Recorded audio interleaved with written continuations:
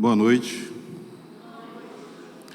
Se você tiver com sua Bíblia aí, vamos abrir em Atos capítulo 1.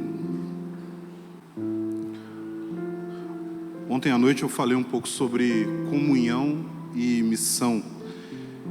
E meu objetivo era deixar muito claro que existe uma tendência, na verdade duas tendências que são perigosas, fazem com que a gente possa perder aquilo que Deus tem para nós em relação ao seu propósito. Uma delas é você ficar tão focado na missão que você se esquece que a missão só existe por causa da comunhão.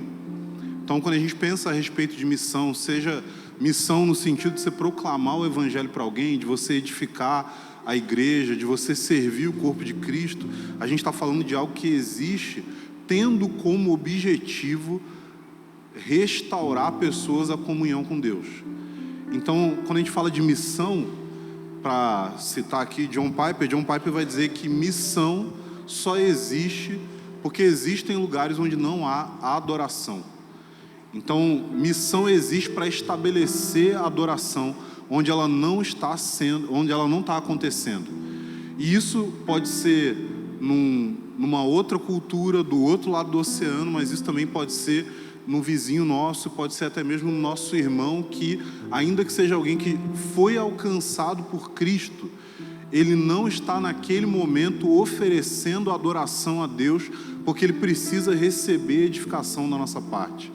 Mas se a gente foca tanto na missão que a gente se esquece da comunhão, a gente cai no erro que é semelhante ao indivíduo que ele quer tanto casar, que ele começa a trabalhar para poder ter condições de sustentar a sua casa, e ele esquece da sua noiva. Mas, por outro lado, a gente pode focar tanto na comunhão que a gente esquece que a comunhão precisa dos elementos da missão para ela se concretizar. Ou seja, Jesus vai voltar para uma igreja que vai estar totalmente preparada para se casar com Ele. Vai ser uma igreja perfeita, uma igreja sem nenhum tipo de defeito, uma igreja santa e irrepreensível. É essa a igreja que a gente é hoje? Não, não é. Nós não somos santos e irrepreensíveis. Mas a questão é que a promessa da Escritura é que Jesus vai fazer com que nós sejamos. Jesus vai levantar uma igreja santa, em meio à nossa fraqueza, em meio às nossas limitações, em meio ao nosso pecado. Ele vai vir com seu sangue, com seu poder, Ele vai nos purificar, Ele vai nos transformar, Ele vai colocar o seu coração no nosso coração, e a igreja vai expressar a glória de Cristo para os quatro cantos da terra. Então, a gente sabe que isso vai acontecer. A gente sabe que a gente não pode ficar tão alienado e querer só o nosso conforto e sentir a presença de Deus, que a gente não se envolve com aquilo que Ele está fazendo. Seria a mesma coisa que o indivíduo que fala: olha, eu quero muito me casar, mas eu não tenho nenhuma disposição em trabalhar para conseguir sustentar a minha casa. Se esse é o caso de alguma moça aqui, tem um cara que ama muito você, quer muito casar com você, ele só não quer trabalhar. Sai fora. Foge. Fala assim: não, mas é porque eu sinto que é da vontade de Deus. Não. Não é. Sabe por que eu posso falar isso? Porque a não ser que a vontade de Deus seja te ferrar. Tem gente que vai casar e a pessoa decide o quê? Eu quero um tratamento intensivo de santificação. Então eu vou me casar com este capiroto. Às vezes me dá essa impressão, que a pessoa decidiu. Eu falo assim: não, mas é que eu sei que o sofrimento, ele precede a glória. Então eu vou me casar com o capeta em forma de guri, para poder sofrer muito, para ter muita glória. Beleza, Deus abençoe a sua alma por esse propósito tão firme de se santificar diante de Deus. Mas quando a gente fala a respeito do propósito de Deus, uma coisa que sempre vem à mente é a respeito do que Deus vai fazer nos últimos dias, a respeito daquilo que Ele já fez durante a história. E eu acredito que é um assunto que provavelmente vocês gostam dele aqui, é que Deus durante a história foi trazendo avivamentos para a igreja. Deus trouxe momentos de renovação, momentos em que Ele liberou mais, uma medida maior do seu Espírito. Ele fez com que a sua presença se tornasse manifesta numa determinada região, numa determinada comunidade. Deus enviou avivamentos, e isso daí é algo que a gente vê acontecendo vez após vez na história da igreja. Então, desde o início, desde aqui de Atos capítulo 2, no dia de Pentecostes, onde você tinha aqueles 120 irmãos ali reunidos, orando, esperando a promessa do Pai, o Espírito é derramado sobre eles, eles falam em novas línguas, as pessoas se reúnem para ouvir o que está acontecendo ali, eles são acusados de estarem bêbados, mas Pedro se levanta, começa a pregar a respeito do Cristo, e as pessoas ali se arrependem. Então, o que a gente percebe ali, aqui em Atos capítulo 2, a gente tem todos os elementos para a gente compreender o que verdadeiramente é um avivamento. Mas a gente tem alguns entendimentos que pode ser que eles estão errados sobre o que é avivamento. Eu, de uns anos para cá, comecei a refletir muito sobre a íntima ligação que há entre o Evangelho e avivamento. Por quê? Porque as pessoas pensam em evangelho, em teologia, no ensino das Escrituras, no que a Bíblia fala a respeito de Cristo, e elas colocam isso em uma categoria. Mas aí elas pensam em avivamento, mover, sei lá, rodopiar no manto, babar na gravata, cair no chão, unção dos 4 seres, unção da lagartixa, unção de trovão. Já viu unção de trovão? Eu ouvi alguém falando que tinha unção de trovão um tempo atrás. Basicamente era um indivíduo que gritava. Mas a questão é que a gente coloca essas coisas em categorias muito separadas, mas elas não estão, na realidade, separadas uma da outra. Porque avivamento não é nada mais do que uma intensificação dos efeitos do Evangelho numa determinada região. Então, quando você pensa a respeito do Evangelho, o que é o Evangelho? O Evangelho é a mensagem a respeito daquilo que Cristo realizou por nós, que tem a ver com o propósito do Pai, com o estabelecimento do seu reino. Então, Cristo realizou uma obra. Essa obra, ela tem resultados em nós. Ela vai produzir coisas na nossa vida. E que resultados são esses do Evangelho? Primeiro, o Evangelho vai te trazer revelação de quem Deus é. Deus se revelou em Cristo, através de apagar os nossos pecados, nos perdoar, nos dar a sua justiça, nos receber como filhos. Então, o Evangelho vai nos dar revelação de quem Deus é. O Evangelho também vai fazer com que a gente experimente a presença de Deus. Muita gente vai relatar que quando a pessoa creu no Evangelho, conheceu o Evangelho, ouviu a pregação do Evangelho, foi o primeiro momento em que ela sentiu Deus tocando o seu interior. Por quê? Porque o Evangelho faz uma coisa, ele reconecta você com Deus. Ele faz com que você que estava afastado, estava longe, você estava alienado de Deus, você se torna alguém que tem um relacionamento com Deus. Então o Evangelho conecta pessoas com Deus. O Evangelho faz com que nós entendamos que, ao receber o Espírito Santo, nós temos dons dados por Deus para servir as pessoas ao nosso redor. E, gente, o que o avivamento vai trazer? Ele vai trazer uma medida maior de revelação. Tem relatos de avivamentos onde pessoas que estavam passando na rua, num lugar onde estava um culto acontecendo, essas pessoas elas foram de repente tomadas por um senso da presença, da grandeza e da majestade de Deus, sem que ninguém falasse nada com elas. Isso daí é um efeito do avivamento, mas isso também é um efeito do Evangelho. A questão é que o avivamento é quando esse efeito é intensificado. O avivamento também vai trazer uma outra coisa que o Evangelho traz, que é uma experiência com a presença de Deus. um reconectar de indivíduos com Deus. Pessoas que estavam frias ou mornas na sua fé, elas são aquecidas nas suas afeições e elas se voltam para Deus em arrependimento e profunda paixão por Ele. Gente, isso é um resultado do Evangelho, mas a intensificação desse resultado é o que a gente chama de avivamento.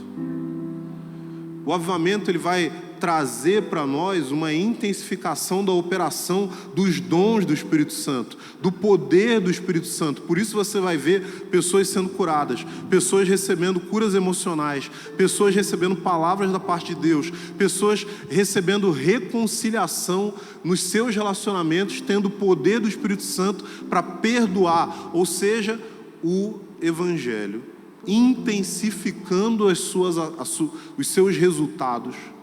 É o que a gente chama de avivamento. Então, por isso, para a gente compreender avivamento corretamente, a gente precisa compreender o Evangelho. Sabe por quê? Porque senão a gente começa a achar que avivamento é ter uma reunião longa. E só. E aí você tem os irmãos que recebem um dom, que é o dom da forçação de barra.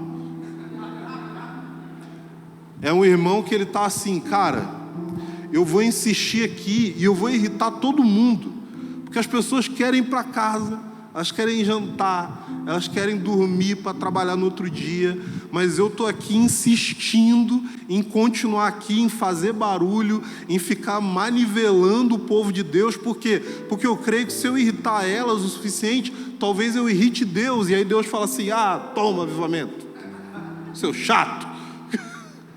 Mas não é assim que acontece. Se eu tenho um entendimento correto a respeito do que avivamento é, eu vou entender que avivamento tem a ver com o Evangelho. E eu preciso compreender o Evangelho para que eu possa experimentar aquilo que Deus tem para mim e para a minha comunidade em termos de renovação espiritual. Eu preciso entender isso, eu preciso entender que o avivamento não vem por meio do mérito pessoal que eu apresento diante de Deus. O avivamento não vem por meio da minha prática sacrificial das disciplinas espirituais. Sabe por quê? Porque como que você recebeu o Evangelho? Você recebeu o Evangelho pela fé. Então, como que a gente deve esperar receber o derramado do Espírito Santo? Se não pela fé.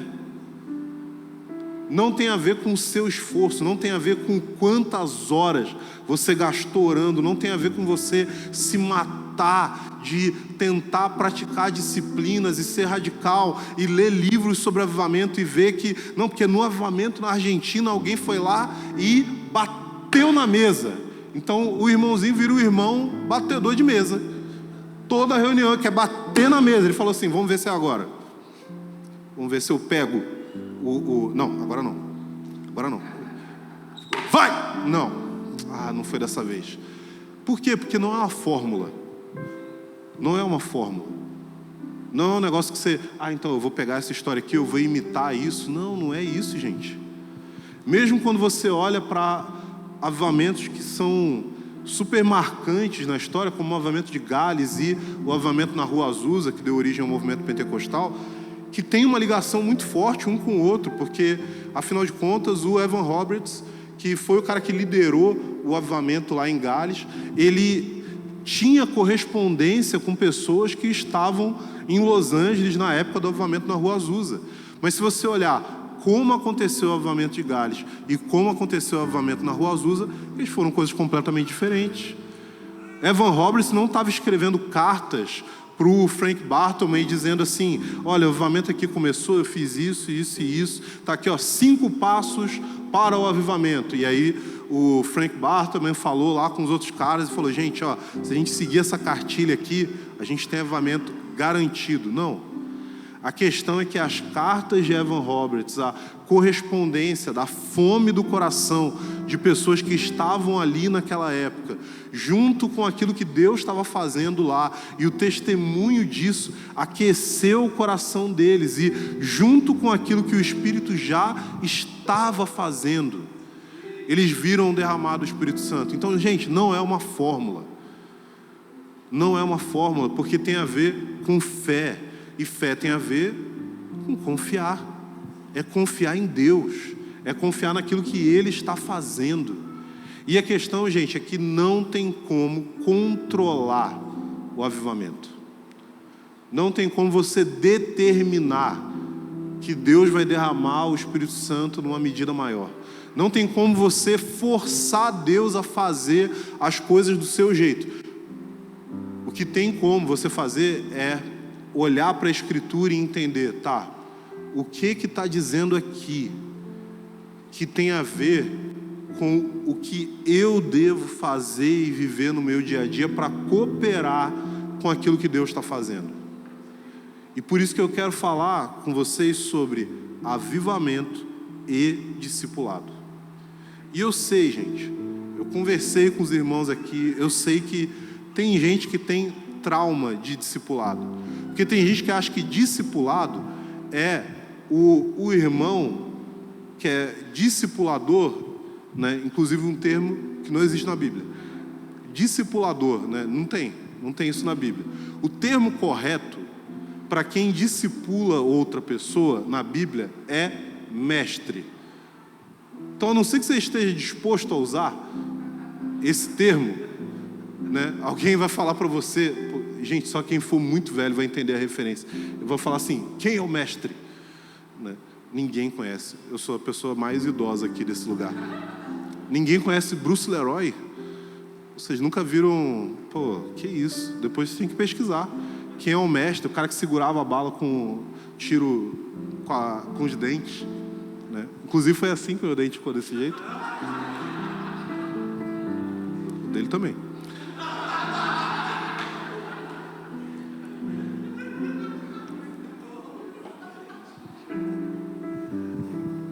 Mas é que eu nem lembro o nome do filme, mas faz parte daquela onda de filmes, acho que era dos anos 80, que tinha negão lutando Kung Fu. Assim, pô. Tinha essa... Mas enfim, não posso me deixar fugir do assunto, senão não volto mais. Mas, gente, a questão é que o termo correto na Bíblia seria, você tem um discípulo e você tem um mestre. E é exatamente por isso que o conceito que a gente tem a respeito de discipulado precisa ser reformado pela Bíblia. Porque não é que eu faço discípulos para mim, não é que eu tenho discípulos meus, ou eu sou o discipulador, muito menos um mestre. Todos nós somos discípulos de Jesus. Quando a gente fala a respeito de discipulado, gente, discipulado é um outro nome para vida cristã. Porque discipulado tem a ver com o processo na minha vida de seguir a Cristo. Não é de seguir um líder. Não é de seguir um pastor, não é de seguir apóstolo, pai apóstolo, potestade, sei lá mais o que eles estão virando hoje, que os caras estão igual Pokémon.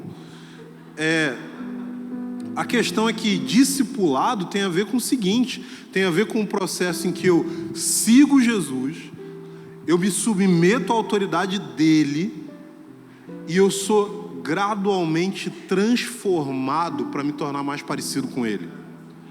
Paulo diz o seguinte, sejam meus imitadores, como eu sou de Cristo. Eu sempre uso essa figura para dizer o seguinte, olha, cara, imagina que... Deixa eu atrapalhar a vida do Ciro. Ciro, vem aqui rapidinho. E vem o Hugo também, só porque ele estava olhando o celular. Então, imagina o seguinte, imagina que o Ciro,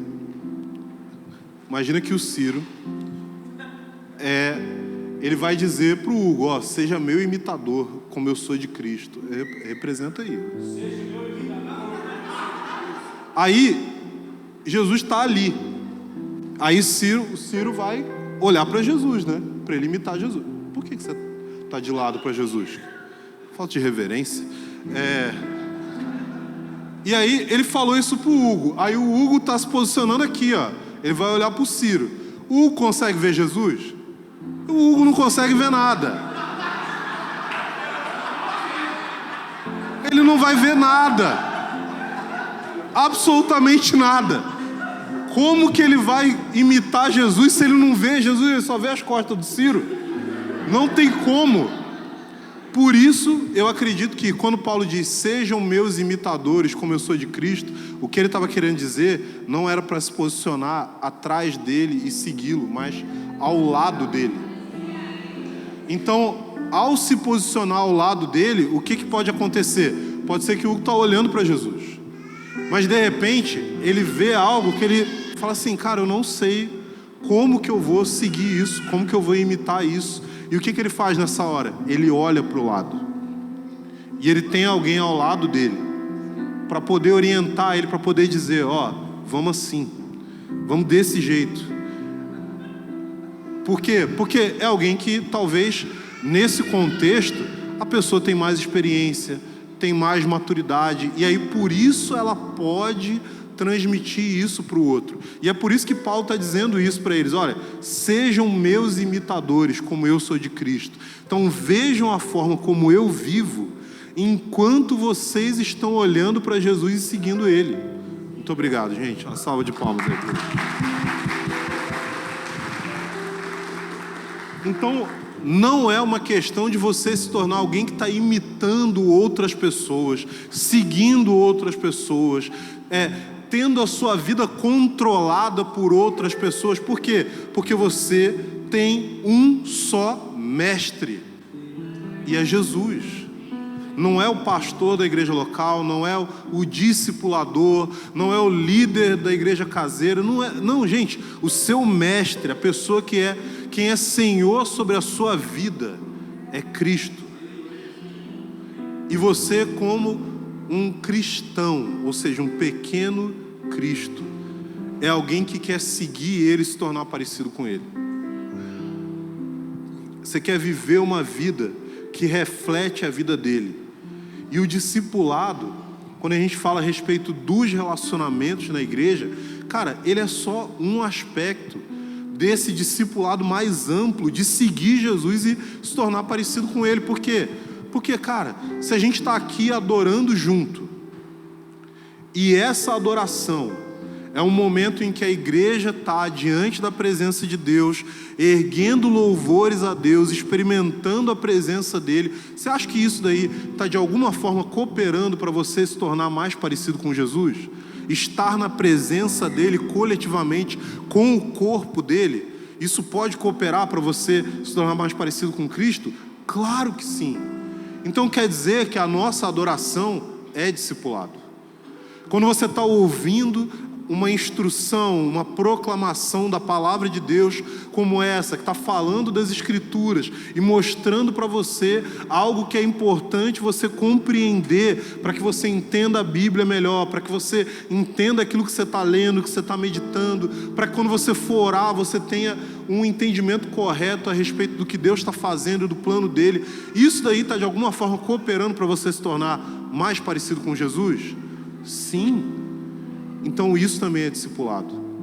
Quando você está numa reunião, numa casa, e pessoas estão compartilhando a partir daquilo que Deus concedeu para elas, e isso está trazendo edificação para você, mas você também está se posicionando de uma forma em que você compartilha coisas para a edificação de outros. Cara, isso daí está fazendo você se tornar mais parecido com Jesus? Sim. Então isso também é discipulado. Então tudo na igreja deveria ser discipulado, assim como os nossos relacionamentos. E se tudo na igreja deveria ter a ver com discipulado, deveria ter a ver com você receber ajuda para se tornar parecido com Cristo e ajudar outros a se tornarem parecidos com Cristo, isso quer dizer então que os nossos relacionamentos são essenciais para a gente entender e para a gente receber graça da parte de Deus para que essa transformação aconteça. Mas eu estou falando de relacionamentos em termos gerais. E o que Jesus falou para os seus discípulos quando Ele queria levar eles nessa jornada? Ele falou assim: vem na minha aula. Ele falou: vem no meu curso. Ele falou: vem na minha palestra. o que ele falou para eles? Vem e me segue. Então, qual que é o contexto em que pessoas vão poder ajudar outras pessoas a se tornarem mais parecidas com Jesus? Os discípulos estavam o tempo todo com ele.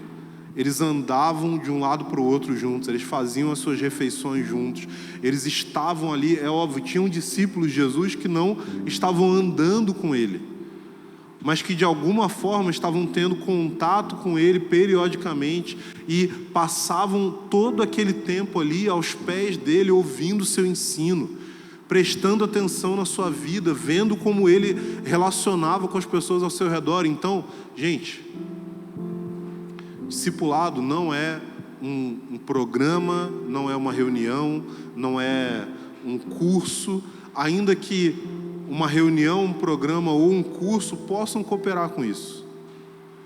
Mas discipulado tem a ver com relacionamento.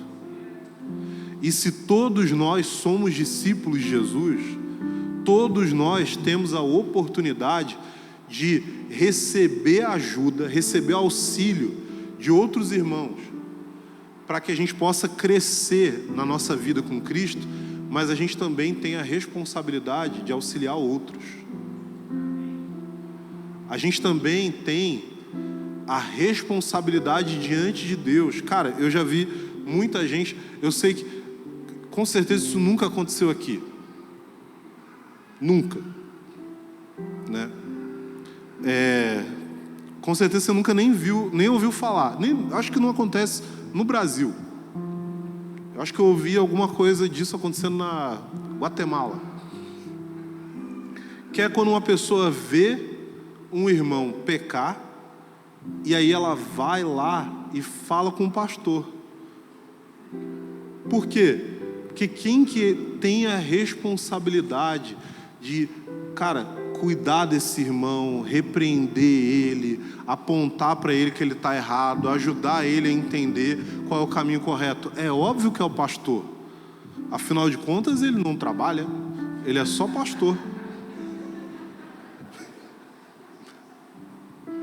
Mas, gente, se você é discípulo de Jesus, de quem você acha que é essa responsabilidade? Quando você vê alguém errando, você é ou não é discípulo de Cristo? O que vai demonstrar se você é ou não é como você age. Você é ou não cristão? Você é ou não um pequeno Cristo diante daquela circunstância? Porque tem muita gente que não é.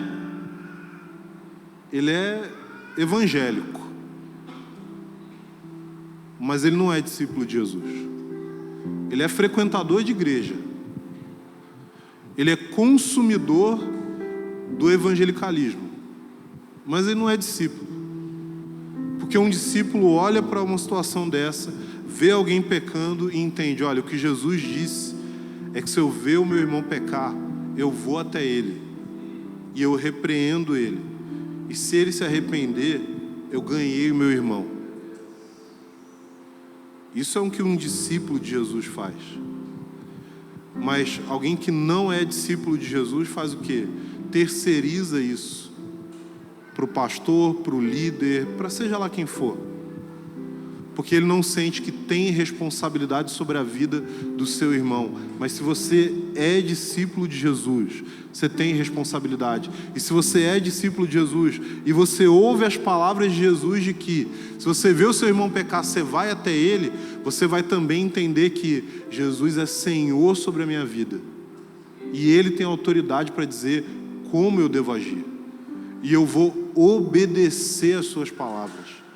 Ainda que seja difícil, ainda que seja um desafio para mim, ainda que talvez para fazer isso eu preciso de ajuda. Talvez eu preciso chamar algum irmão e falar, cara, eu preciso conversar com uma pessoa e eu preciso falar com ela porque eu vi que ela estava fazendo uma coisa errada, mas eu não consigo fazer isso. Cara, você vai comigo? Você não precisa estar na hora lá com a pessoa, você só vai até lá comigo e me dá pelo menos esse apoio de eu saber que você está ali. Eu tenho dificuldade, eu tenho medo de falar uma coisa dessa, de ofender a pessoa. Enfim, eu preciso de alguém para me apoiar. Ok, se você precisa de alguém, com quem que você pode contar? Com outros discípulos de Jesus.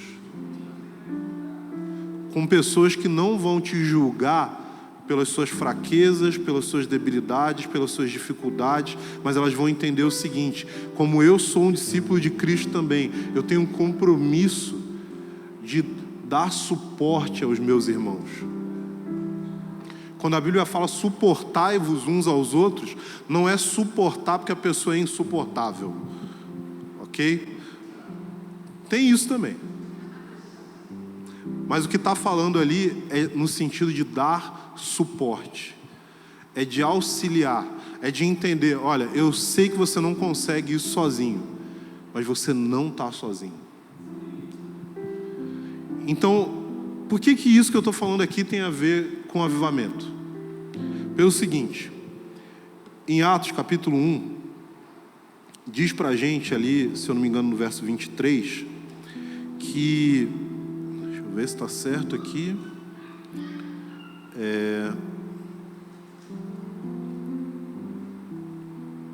Não, está errado. Mas enfim, em Atos capítulo 1, o que vai falar em algum momento aqui, depois você acha aí na sua Bíblia, mas vai falar que tinham 120 pessoas que estavam ali perseverando no cenáculo, esperando a promessa do Pai do derramamento do Espírito Santo. Em Atos capítulo 2, o que é dito para nós é que esse Espírito foi derramado, eles começaram a falar em novas línguas, as pessoas acharam que eles estavam bêbados, e aí teve toda uma comoção. Pedro se levantou, começou a pregar o Evangelho, falar de Jesus, e aí 3.000 pessoas foram salvas. 3.000. Então, se você tinha 120 e você teve um acréscimo de 3.000, então alguém que seja de exatas poderia me dizer qual é a porcentagem de crescimento que a gente tem aqui? A questão... Oi? Como é que é? Me ajuda aí, gente. Eu só sei teologia. Eu fiz supletivo.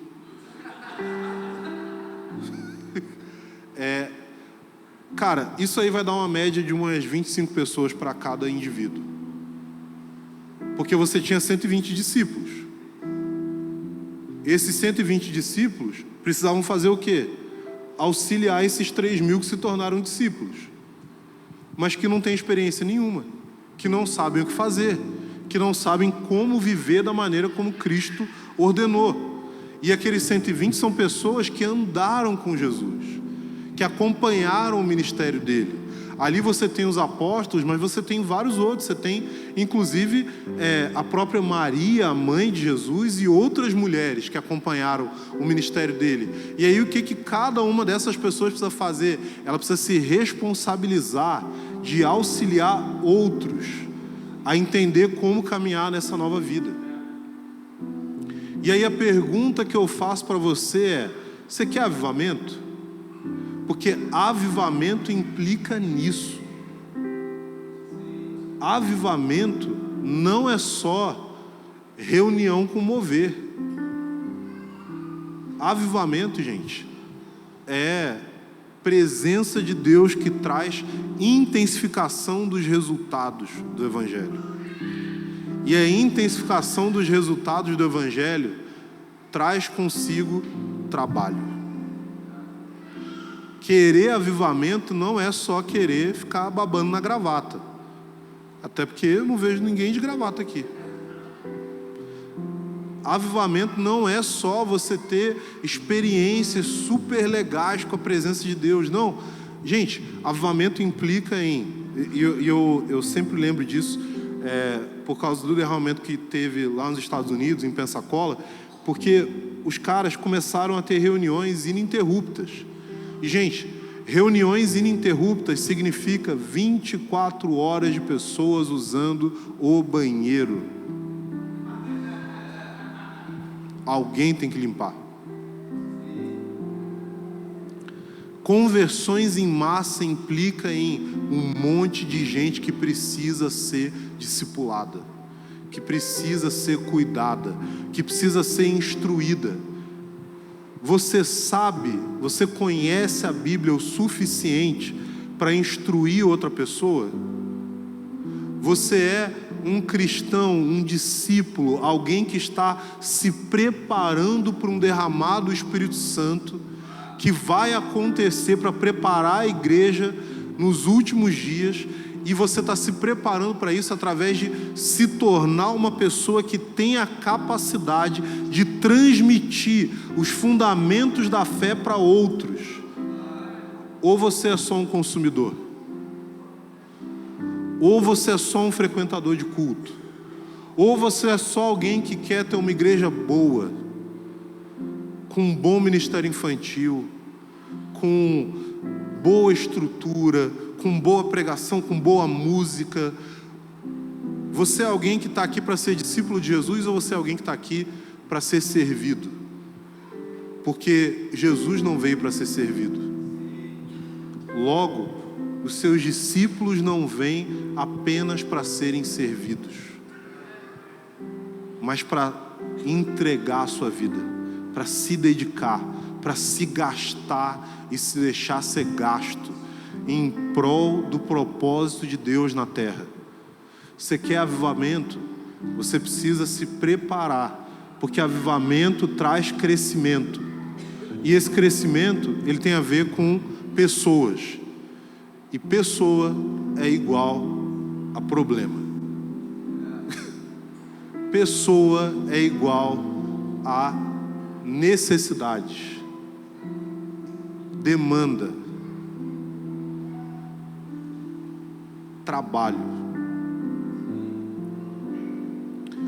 Você é um discípulo se preparando para aquilo que Deus quer fazer na terra, ou você é só um evangélico que quer ser muito bem servido enquanto você vive a sua vida buscando o máximo de conforto? Discipulado é essencial para que a gente viva a nossa vida como igreja, mas ele também é essencial para que a gente caminhe em cima daquilo que Deus tem para a nossa vida e para a igreja de forma mais ampla. Então, o que eu queria deixar para você refletir é que você pensasse o seguinte: cara, pode ser que o que eu achava que era uma verdadeira fome por Deus tinha alguns pontos cegos, e eu preciso mudar a forma como eu estou encarando a minha vida, eu preciso mudar a minha maneira de enxergar a vida cristã, eu preciso mudar a minha ideia a respeito do que é ser cristão, porque ser cristão não combina com ser passivo na sua fé, com ser alguém que só vem receber coisas, com ser alguém que não tem uma prática que condiz com a fé que é professada. Gente, a gente tem, graças a Deus, liberdade religiosa no nosso país. A gente não vive debaixo de ameaças, como, por exemplo, os cristãos lá em Israel hoje estão vivendo debaixo de, cara, qualquer momento pode cair uma bomba, pode chegar um alerta no celular, pode tocar uma sirene. A gente não vive debaixo desse tipo de pressão. E isso daí é muito perigoso, porque isso faz com que a gente perca o senso de urgência. Isso faz com que a gente facilmente se distraia. Isso faz com que a gente pegue aquilo que é supérfluo na vida e torne isso a coisa principal da nossa existência. E é difícil mudar isso. E uma coisa você pode ter certeza: você não vai mudar isso sozinho. Você vai precisar de outros. de amigos, de outros discípulos, com quem você vai poder chegar e abrir seu coração e falar: cara, eu tô frio. Meu coração, cara, não tá sendo tocado pela presença de Deus. Isso não é normal, gente. Isso não é normal. Isso é comum, mas não é normal. A gente precisa ter o nosso coração despertado pela presença dele.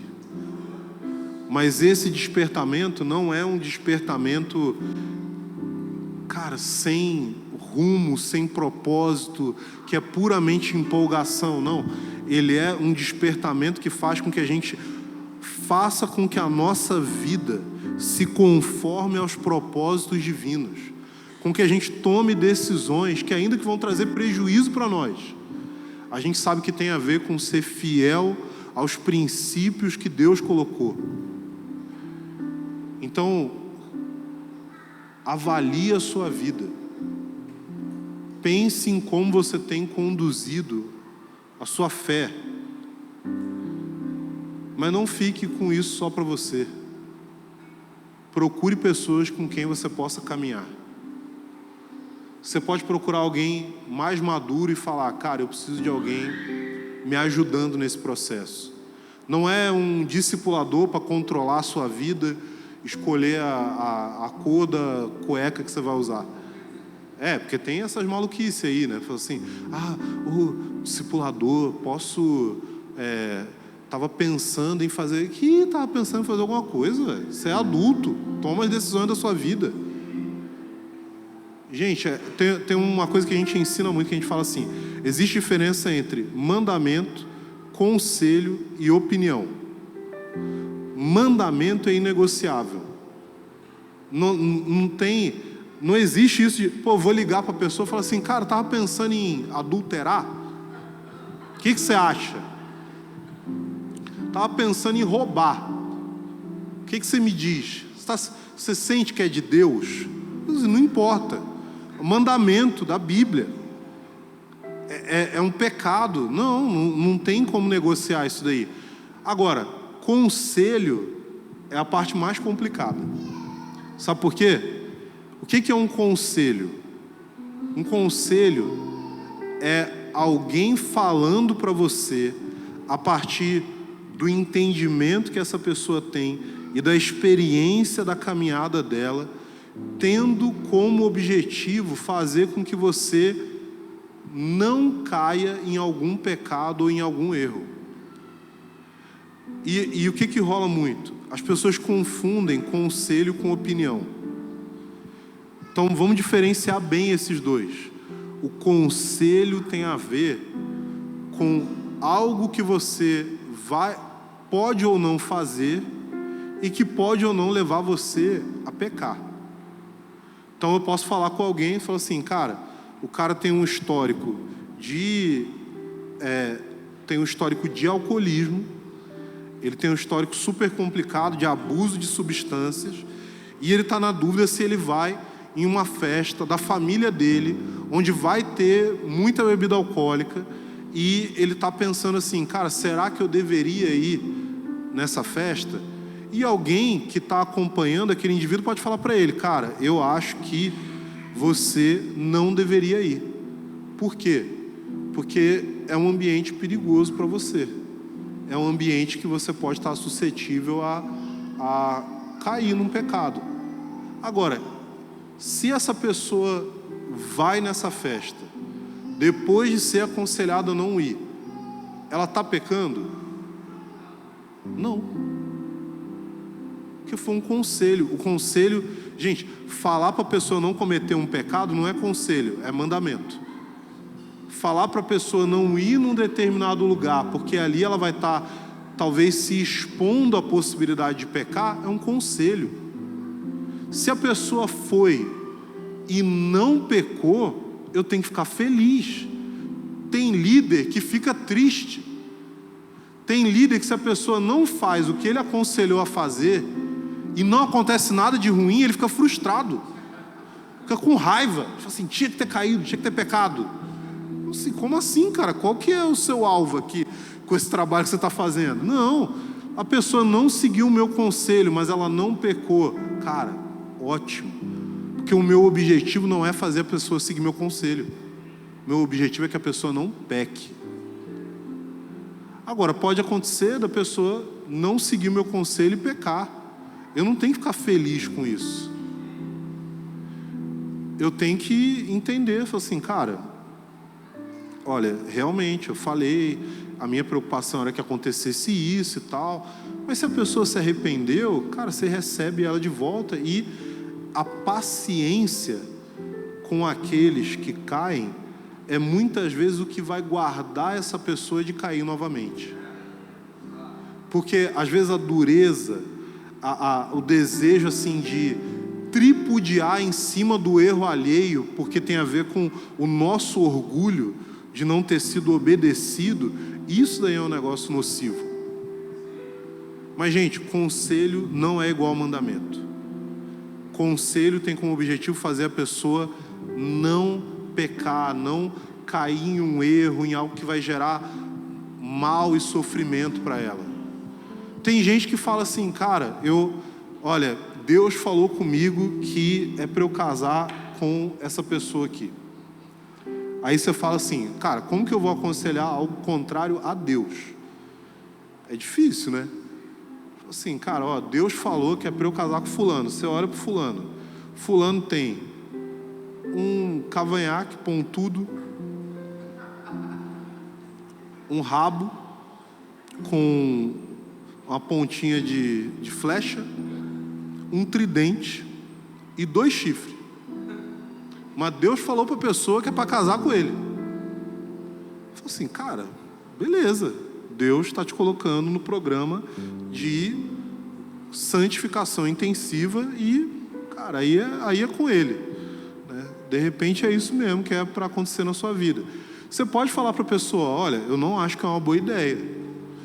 Não acho que você deveria ir por esse caminho. Não acho que é a pessoa correta. Quer dizer que tem que dar errado? Não. Mas quer dizer que é uma decisão da pessoa. Eu oriento todos os caras que são líderes lá de igrejas caseiras, que estão cuidando, pastoreando das pessoas. Eu falo assim, gente, você precisa lembrar que a pessoa só tem capacidade de fazer cagada com a vida dela. Lembra disso. A pessoa não tem a possibilidade de fazer uma cagada com a sua vida. E desculpa usar cagada, porque eu poderia usar palavras mais fortes. Mas a realidade é essa. Cara, a gente tem que olhar para as pessoas e entender. Olha, o que é discipulado de verdade? Não tem a ver com você controlar as decisões do outro. Não tem a ver com a pessoa seguir todos os seus conselhos. Não tem a ver com a pessoa se adequar às suas opiniões. Tem a ver com a pessoa crescer em seguir Jesus através de um relacionamento que tem como objetivo conduzir aquela pessoa a ser um amigo seu, a se tornar alguém maduro na fé. E às vezes a pessoa vai precisar quebrar a cara, às vezes a pessoa vai precisar cometer erros, às vezes a pessoa vai precisar aprender de acordo com a experiência dela, às vezes ela vai ter que passar por coisas que você nunca passou e você nem tem o que falar para ela naquele momento. Mas o que Jesus prezou mais em relação aos discípulos? Vem e me segue, anda comigo, esteja perto de mim. Muitas vezes, gente, o que mais vai ser transmitido no discipulado não é o que você ensinou de doutrina bíblica, não é o que a pessoa te deu de conteúdo. Às vezes o que vai mais ser absorvido é a vida. É a vida. É você ver o jeito que a pessoa vive, o jeito que ela lida com a família dela, o jeito que ela, às vezes, até interage com você. Isso daí é o que é transmitido para as pessoas, porque se você olhar para os discípulos, no final de todo aquele período ali com Jesus, cara, tinha um monte de coisa que eles não entendiam. um monte de coisa. Mas a vida de Jesus deixou uma marca neles. E o que a gente quer é empurrar as pessoas para um relacionamento com Jesus, para que elas recebam essa marca. E para que, pela misericórdia de Deus, em alguns momentos, eu seja utilizado como um instrumento para refletir a vida de Cristo para aquele irmão e para aquela irmã. E que, pela graça de Deus, isso daí prossiga para que também aquela pessoa ali, que pela misericórdia divina viu algo de Cristo em mim, também seja alguém que vai transmitir Cristo para outros. Se a gente quer avivamento, se a gente quer mais da presença de Deus, se a gente quer, cara, o Espírito Santo sendo derramado e invadindo as ruas das nossas cidades, o que a gente precisa é entender, cara, não adianta ter os odres, ter o recipiente que não tem possibilidade de conter o vinho que Deus quer derramar. Gente, não dá para ter o avivamento que Deus quer fazer nos últimos dias com a estrutura de igreja de consumidor e espectador. Você precisa ter uma estrutura de discípulos que entendem que estão numa missão, que entendem que tem um propósito e que entendem que, olha, eu preferiria partir e estar com Cristo, mas se eu estou aqui hoje é para servir as pessoas ao meu redor e cooperar com aquilo que Deus está fazendo na terra. Amém?